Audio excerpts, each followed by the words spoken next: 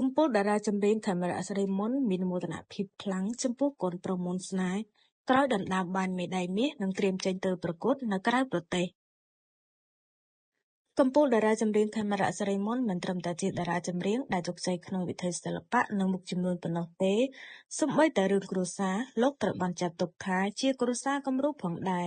ដែលមានភរិយាល្អនិងកូនៗល្អជាក់ស្ដែងសម្រាប់កូនប្រុសមន្តស្នេហ៍កាន់តែធ្វើឲ្យលោកមានមោទនភាពខ្លាំងក្រោយពីកូនប្រុសបានដណ្ដើមបានមេដាយមាសជាលើកទី3លើវេទិកាអន្តរជាតិនិងត្រៀមចេញទៅប្រកួតនៅក្រៅប្រទេសកំពូលតារាចម្រៀងខេមរៈ សិរីមន្តបានសរសេររៀបរាប់នៅលើ Facebook របស់ខ្លួនអមដោយវីដេអូថាលោកប៉ាមានមោទនភាពចំពោះកូនប្រុសមន្តស្នេហ៍ខ្លាំងណាស់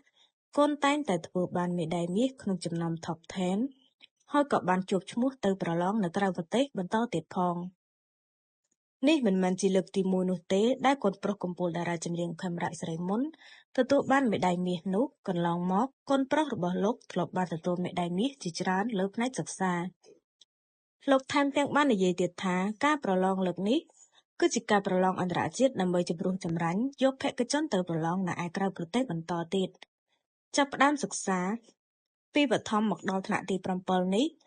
គាត់ទទួលបានមេដាយមាស3តែមេដាយមាសចុងក្រោយនេះគឺជាមេដាយមាសការប្រកួតអន្តរជាតិដើម្បីទៅប្រកួតនៅក្រៅប្រទេសបន្តទៀតហើយមានសិស្សក្មួយៗច្រើនរយនាក់ផ្សេងទៀតដែលពូកែបានទទួលមេដាយមាសនិងពានផងដែរក្នុងកម្មវិធីនេះជាមួយនឹងក្តីរំភើបពេញដោយមោទនភាពនេះកំពូលតារាចម្រៀងខេមរៈ សិរីមន្តក៏បានបង្ហាត់ប្រាប់ថាអ្វីត្បិតតែលោកមមាញឹកនៅក្នុងការងារសិល្បៈនិងការងាររកស៊ី